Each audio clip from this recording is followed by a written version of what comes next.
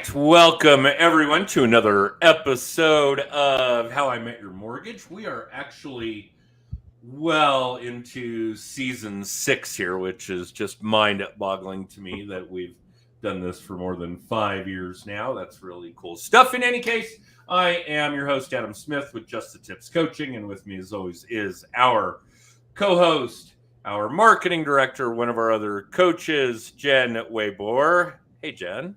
Hi, Adam. Been a minute. It has been a minute. Yeah, I didn't get to see you last week again. You'll see me twice this week, though. Quarterly roundtable. I'll see you twice this week. Cool. All right, we'll talk about our guest here in a minute, but make sure Dan knows about that. Right, good point. Going to be tied up for a minute, but we do have a really cool guest again this week, a repeat guest, a friend, a colleague, and oddly enough, one of my neighbors. Even though he is currently 2,000 miles away in Florida. Welcome back to the show, Dan DeBacco. Hey, guys. Thanks so much for having me. Yeah, I appreciate it. I've definitely been enduring better weather than the home state right now. So yeah, bite me.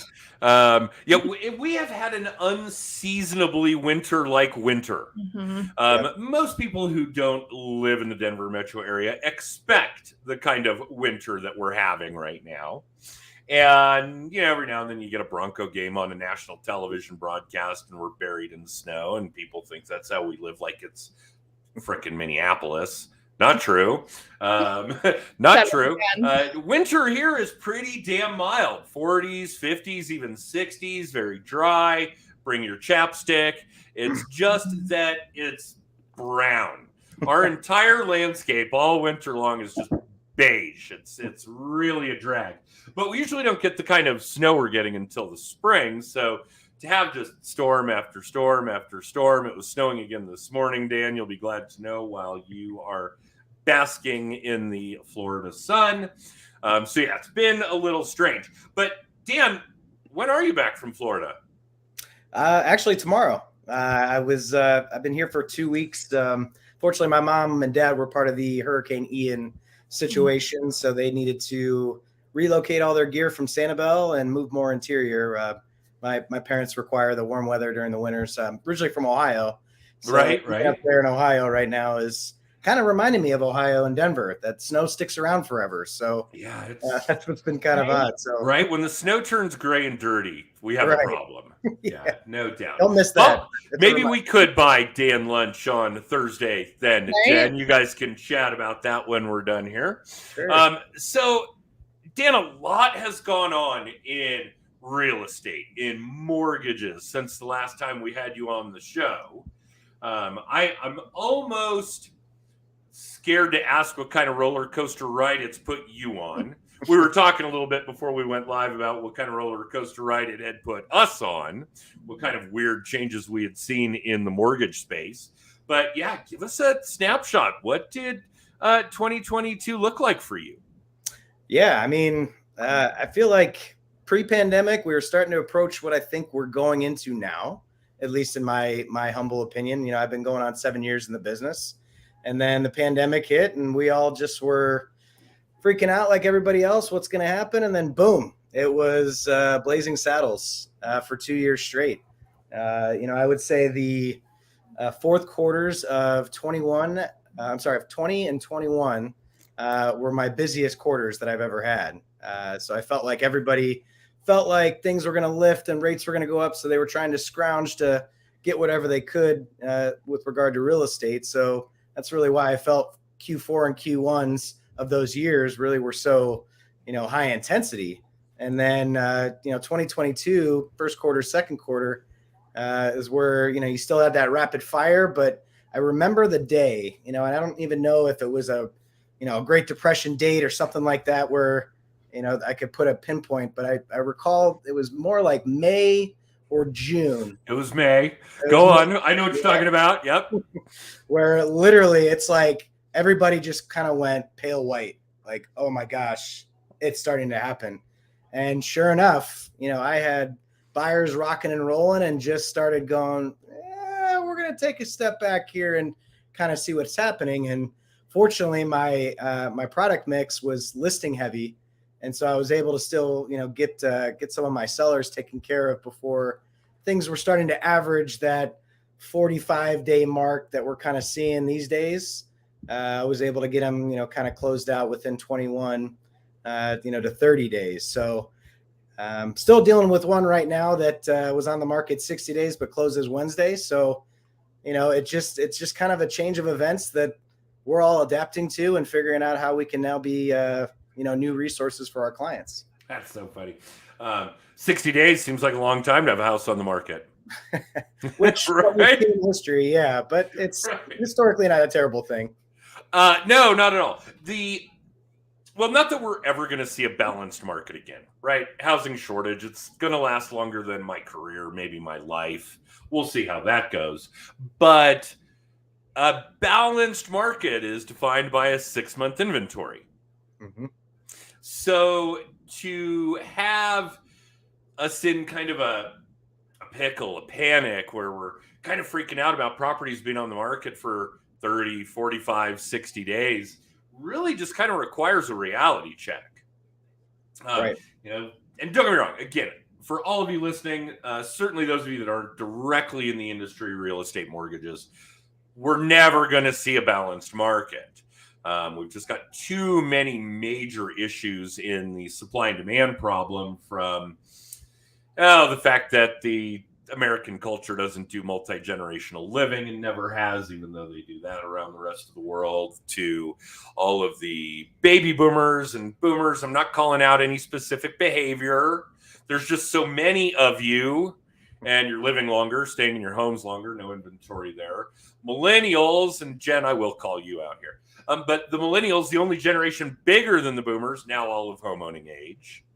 So the builders don't build at the rate they used to. I mean, we just have so many problems that we would need to figure out to solve the housing shortage that we can't. It's just beyond us. I'm going to take a room full of people a lot smarter than I am to figure that out. Hell, we tried a plague. That didn't work, right? So Yep. Here we are. I don't think that 45, 60 days is really a big deal. I think that's probably about where we should be if we were talking about a healthy real estate economy with a housing shortage. Obviously, we don't really have a healthy economy in any aspect. We just kind of have a pendulum that swings back and forth, and for brief windows, it happens to look balanced.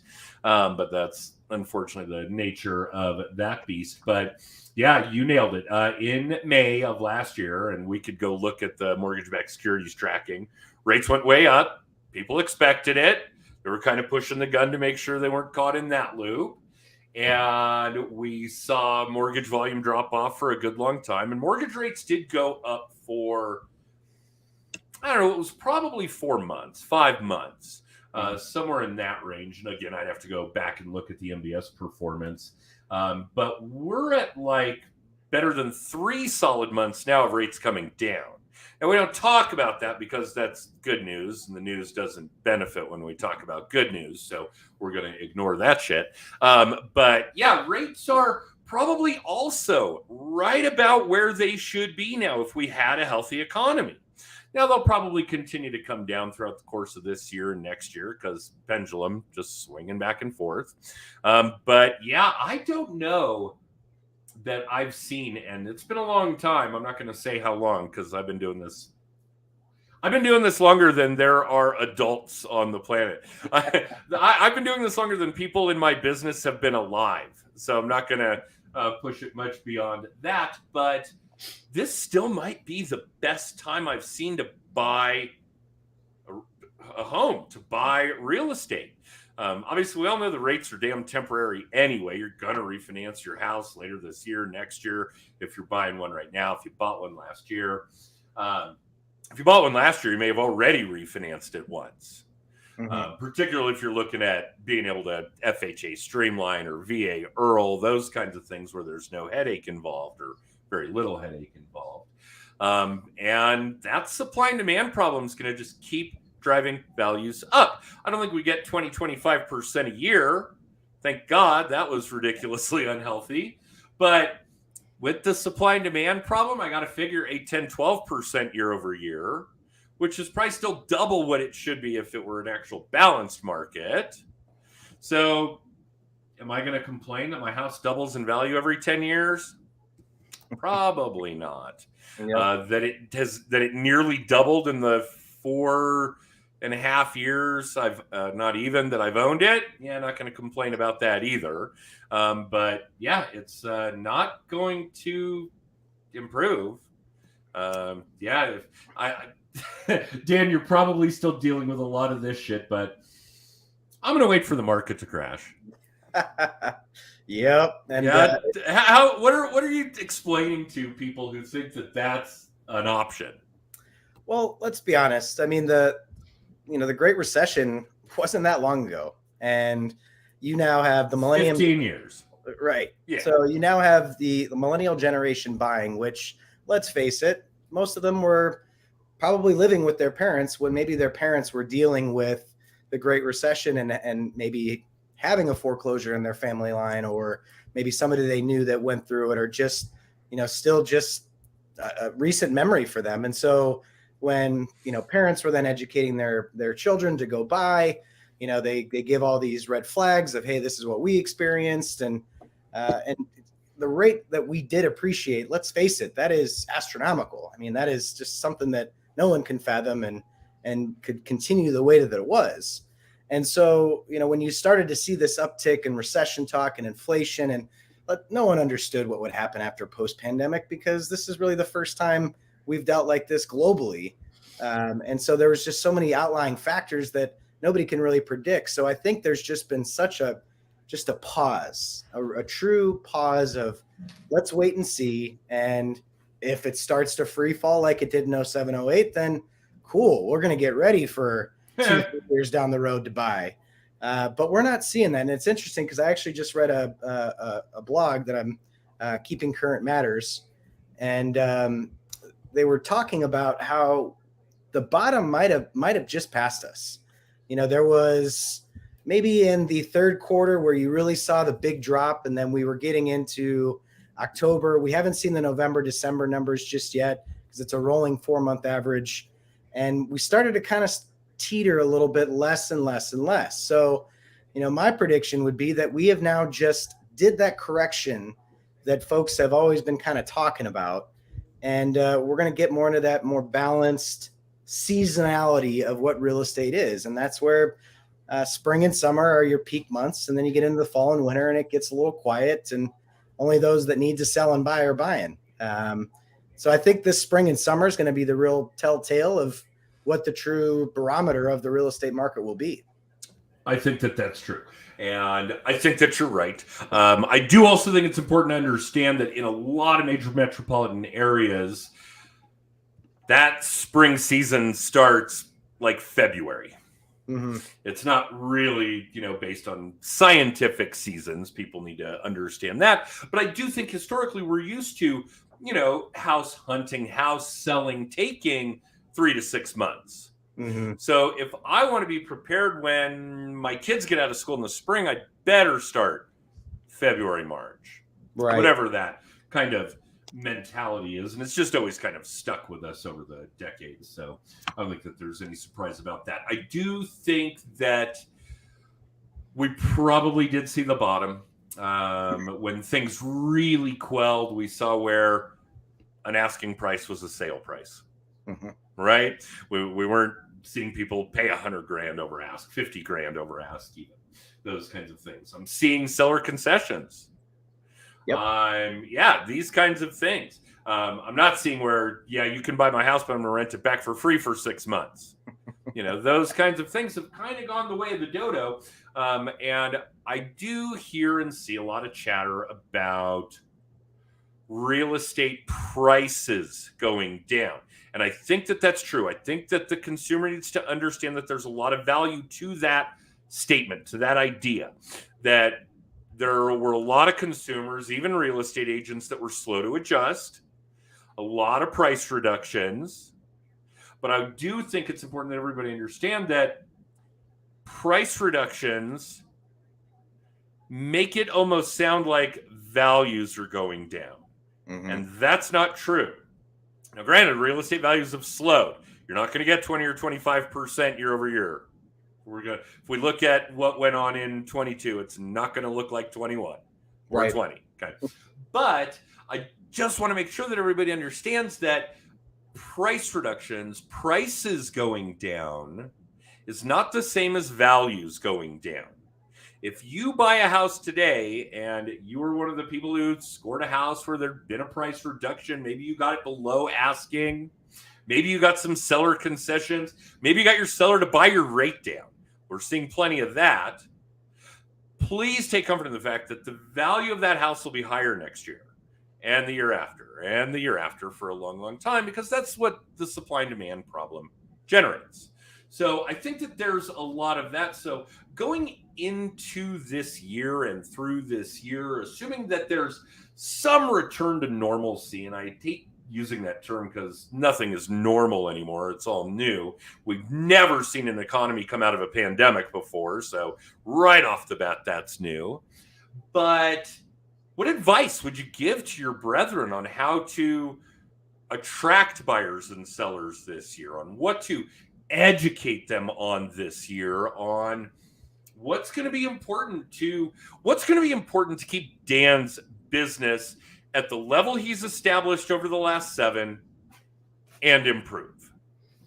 Yeah, no, great question. And, I work with 2 other business partners, Ron Buss and Susan Todd, and we work kind of like a law firm. We don't have a team lead. It's just, we work in unison, and we always talk about this fact, especially Q3 and Q4. And, what we've always strived to do is the moment somebody's even remotely thinking of buying a house, it's beginning the education process right away. Because as we mentioned, maybe offline, or you mentioned earlier about the news, and it's always negative. And, the storyline needs to be as educational and as positive as it can be. And so really what I've done is just reaching out to my sphere of influence. That's one of my major generations of revenue. And just reaching out to them and giving them kind of the insight of what the market's been like, and not even if they're looking to sell or buy, just more that they can even educate, at the water cooler, at the dinner table with friends and family, because, there's just so much noise out there. And so the more that we can educate now, then you get that phone call back when maybe they are ready. I have very much that calm, easy approach when dealing with folks. I don't have that sleazy salesman close the deal right away. So I've been working with the same buyer for 7 years. Mind you, he's kicking himself for not buying 7 years ago. 7 years ago, or 7 months, or 7 weeks. Yeah. So things just take time, and it's always a level of comfort that people have to have. And so it's providing those resources, showing data. Data is the number one thing, and where that data is in fact coming from. And we, of course, partner up with CoreLogic, and that's where we get a lot of our supporting documents and information, and we provide that to them and really give them a sense of ease that, hey, if you're looking to buy, you have a great opportunity here because of what you can capture and gain that value, as you mentioned, year over year. And so when it comes to sellers are panicking because, hey, well, I wanted to upsize or downsize, but I don't want to pay that interest rate. Well, I get that, but you have that refinance option, and inventory is creeping up where you have some more options, but you're not going to get that 20 to 30%. So what you have to do is you have to be prepping now, set the stage for your home to be on the market now, so that when you are ready in the spring, summer, or next year, you're not scrambling around where, hey, you didn't even need to scramble 2 or 3 years ago. You just put a sign in the yard and you were all right. That's so true. So it's a lot of my upcoming listings that I have. I've talked to them about a year ago, and they're working on their updates. They're getting their cabinets refinished or bathrooms updated, and then we're going to price accordingly. When I was pricing homes right at that May timeframe, getting into the third, fourth quarter, I already told them you're going to be 7 to 8% less than what you could have done it 2 or 3 months ago. And so just that setting that expectation from the beginning is really what matters the most, and getting that level of expertise in those neighborhoods really goes a long way. Yeah, I think that's true. I think that without equivocation, one of the resounding activities, techniques, formulas has got to be education. And I think that there's twofold to it. You've got to be able to explain to your friends, family, colleagues, clients, customers, whatever it is that you're doing, whatever it is that you're selling in that sense, in a manner that's very, very real, authentic, transparent. And little sidebar, I've got a client that I'm working with right now who probably said to me on half a dozen occasions, well, some other lender told me this. And I'm like, well, that's because some other lender is pressuring you to pull the trigger on something.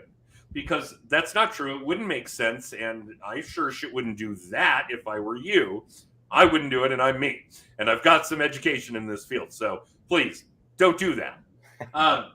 That kind of thing. And I do still see a lot of that. So it's not authentic. It's not transparent. And Jen and I obviously preach those terms, those words, like it's going out of style. But I think the other side of it is that you and I and all of the other respected brethren in real estate, in mortgages, in insurance, in financial planning, whatever, are fighting an uphill battle because, like we talked about, the media thrives on negative shit. That's what sells, right? And those guys, boy, they were raking it in during the pandemic because there's bad news. That shit sells. Mm-hmm. And we even kind of had to fabricate some news surrounding variants maybe, and fabricate a little news about how many people were sick or dead or dying. And it kind of tapered off, but you've got to understand, all of you that are in a position responsible for educating consumers on this kind of stuff, that you're fighting an uphill battle against people that make money trying to falsely educate the consumer. Okay, so you're fighting that battle to begin with. And it's not just the news media. And a big shout out to a colleague of ours in the Springs, Antoine Glover, who, when he spoke at our mastermind event in the fall of 20, when we did a live event, everybody who attended had to have their own 6-foot table. Hyatt Regency Tech Center, a ghost town, 3 employees. The general manager was serving us coffee. The head of accounting was, bringing us lunch, that kind of thing. Nobody else staying in the hotel. But he said, just turn it off. Just turn the fucking news off. And he was right. And that made me think back to when we all saw the Lamborghini marketing guy answer, why don't you run television ads, with the logical response, our customers don't watch television. That was a no-brainer, right? So I think that that's an important piece of the puzzle. Now, granted, when it comes to the overall consumer, you can't.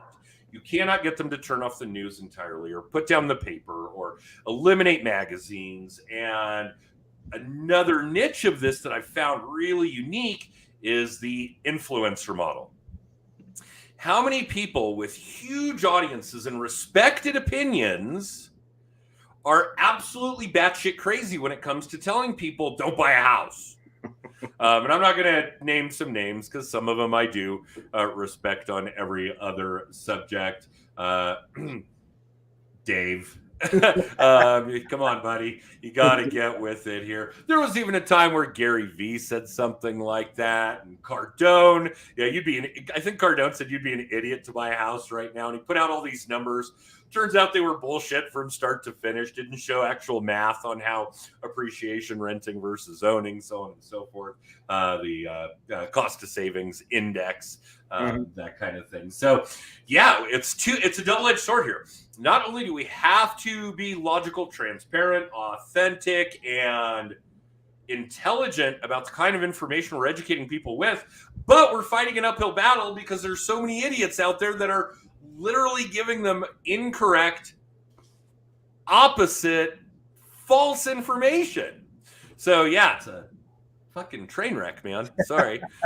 Swear jar. Swear jar. Yeah, we have a swear jar in my house. For those of you that are repeat listeners, my youngest has implemented a swear jar. He's picked up a pretty nasty habit from the virtual reality video games and all the little buddies that he's playing with. So we're trying to curb that shit. Plink, there goes another quarter. All right. So, Dan, what do you recommend to all of your brethren when it comes to their trench work going forward? We know education's a big one. And we know that circle of influence is a big one. And that one I can't emphasize enough. I can't believe how many times I have to steer people away from buying leads to just generating leads. Right. Work your database. The formula is that there's a lead per month for every 100 people in your contact database. I don't have much of a contact database. Bullshit. You have a Facebook audience? Great. Convert that into a contact database. LinkedIn, Insta, TikTok, YouTube, whatever. You have contact databases. Don't lie to me. Now, whether or not you know how to work them and whether or not you will work them, we know of people in our industry that will work a lead to death if you give it to them. They will get on it like a pit bull latch to a mailman, right? But they cannot generate a lead to save their lives. Yep. Okay. Yep. So obviously, lead gen is a big piece of the puzzle. Staying in front of your circle. What kinds of things are you doing with your past clients, your leads, your advocates that would, be of value to our listeners? Yeah, absolutely. I always, when I was taught first on, Wade Perry was my managing broker at the time, and he introduced me to working by referral, and that was through the Buffini model and ninja selling. And, we don't have to reinvent the wheel. It's just about establishing your consistent swirling plates, if you will, that you are going to stick to for 3, 6, 12 months, whatever it is. But you got to make sure you at least, at a minimum, give whatever you're doing the effort of 6 months to really see anything come to fruition, whether it be farming, door knocking, buying leads, which I admit I've done before with Zillow. Unfortunately, it paid itself off just barely, but really they just want you to unlock the door because they're in front of the sign. The P in Zillow stands for profit. There you go. Yeah. And so it's getting back to the basics, and that's coffee, notes, and Popeyes. It's hosting a quarterly event, whether Coldwell Banker does their Night at the Rockies or their Clients for Life programming. I personally take a little bit of everything and work it the way that works best for me. Don't go after those shiny new whistle things or those text messages that. Ooh, especially this time of year. They're out there. They're blowing up like crazy. They're as bad as your car is running out of a home or a car warranty kind of situation. It's just about getting back down to meeting for coffee or a beer or lunch. I know we're going to be penny pushing probably for a little bit. Some of these folks that maybe didn't save appropriately, which that could kind of scare people and be like a rat in a bucket trying to get out. But, you just have to be patient. And this is even something I'm personally having to learn, because when I entered the market, I was in the fire.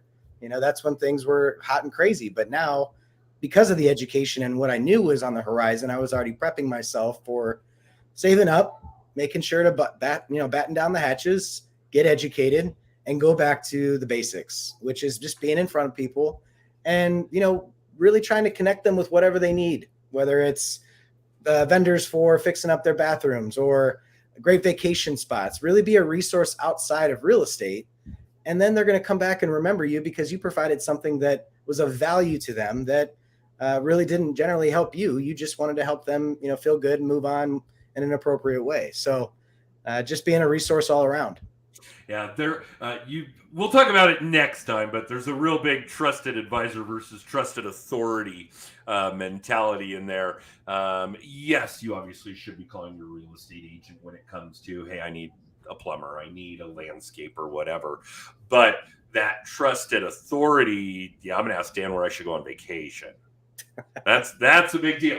All right. Yeah. So we'll talk more about that, but there is one thing I really wanted, because you kind of glossed over it, and it's really important. You got to give it time. We had a coaching client, young agent, says he's going to try door knocking. Okay. I wouldn't do it. I don't think the ROI is there. I would spend my time working on video content, for example, better reach, that kind of thing. But he's dead set on it. I'm going to do 4 hours every Saturday. That's a commitment. Mm-hmm. Shine on, you crazy diamond. Go for it. A month later, he calls me and says, well, that didn't work. I was like, look, you did 4 hours every Saturday? Uh-huh. 4 Saturdays? Uh-huh. So that's 16 hours. That's like one work day in the life of a new agent. Tell me it's right. Tell me it sucked. Tell me you hated doing it, but don't tell me it didn't work. Correct. Do it for a year every Saturday. I promise you that shit will work. All right. So, Jen, yes, I see by your look, you're shifting, you're manipulating our shit in the background that we have run out of time. Dan, thank you. Our episodes with you always seem to whip by. I don't know how that was only 7 minutes, because that's certainly what it felt like. Great dialogue. It always is. No question. We love having you on the show. Let's do it again. Yes, sir. And Jen, what else do we need to know? Jen, I have stuff to talk about. You picked a date. I did. I picked 2 dates. But real quick, I do want to say, Dan, you're the first one to really mention with the millennial generation our experience with the recession, and I think that's gold. And I don't think we've even talked about it at a round table, because I mean, I was 18 when that happened. Like, I was in college, so I was in a little bit of a bubble because college, but I think that's a really interesting point that more people need to pay attention to, is our parents talking in our ears about that experience and how that's affected our mindset around buying a house. So absolutely. Really? Because I thought we were just listening to TV Dad now. On that note, I'm gonna ask Uncle Phil about buying a house. Oh boy. All right, guys. An old reference. God. Yeah. All right. So we set a date for Social Media Day Denver. It is Friday, June 23rd at Metro State University. We're partnering with them again. Huge shout out to Metro State. They really help make this event possible every year. It's a beautiful facility. Hopefully air conditioned this year, but that's okay. We survived last year. It was rough last year, but we did survive. And before we go too much down that road, Metropolitan State University in Denver, on the area campus, shout out. They actually do have a social media marketing degree program, which is huge. And yes, they provide us a facility, and they provide us an intern, and they help with job placement for people that we need. I mean, fantastic stuff. Cannot say enough nice things about them and their program. Yeah. So Friday, June 23rd, that does mean that I am actively looking for both speakers and sponsors, or if you want to be a combination of the two, please reach out to me. But you can get all the contact information for Just the Tips by texting TIPS to 63566. We also set the date for Mile High Mastermind. That is September 29th and 30th, which sounds like a long way away, but I think we'll blink and it'll be here. So definitely Social Media Day. If you own a business, if you're part of a business, basically anyone, absolutely anyone, then Social Media Day Denver is for you. We have a blast at that event. Mile High Mastermind is lead generation focused. So again, bring your people, come hang out with us for 2 days. Social Media Day. Yeah, that one's really for the mortgage and real estate folks. Yeah. We've had some insurance and some, credit people and whatever, but Social Media Day really is just a big party. We all went to dinner afterwards. It's a good time. That was a good time. Yeah. So if you're interested in speaking or sponsoring, please reach out to me. Please do not reach out through DMs. Email me at smdayddenver@gmail.com. I'm trying to put a stop to the DMs because I get overwhelmed. So Friday, June 23rd for that. But text TIPS to 63566. You can get a copy of Adam's book, Just the Tips. You can book a free hour of coaching with us. You can get all the past episodes, 5 completed seasons of the podcast, all the things. All the things. Yeah. All right. Well, thanks again, Dan. We love having you on the show, man, even when it's from the guest room in Florida. Which is really cool. Hopefully next time you'll be back. Yes, sir. Actually, you're going to be back this week. So Jen, put a bug in Dan's ear about the roundtable. Mindy's going to email you. So right. We'd love to see you on Thursday if you're free. Yeah, we'll buy everybody lunch again. And yeah, I guess that's about it. Why don't we sign off? Again, thank you all for tuning in. You can catch us live on Mondays at 10:30 Mountain Time, or in syndication on Apple, Spotify, Facebook, YouTube, and LinkedIn. All the social media channels. All the things. You guys are a big name now. All right. Oh, yeah. Huge. In fact, we're doing so well, I can now afford to wear 2 T-shirts. Hey, there we go. I am styling. All right. I'll see you guys next week. Thanks again, Dan. We love you, brother. See you guys. Thanks again.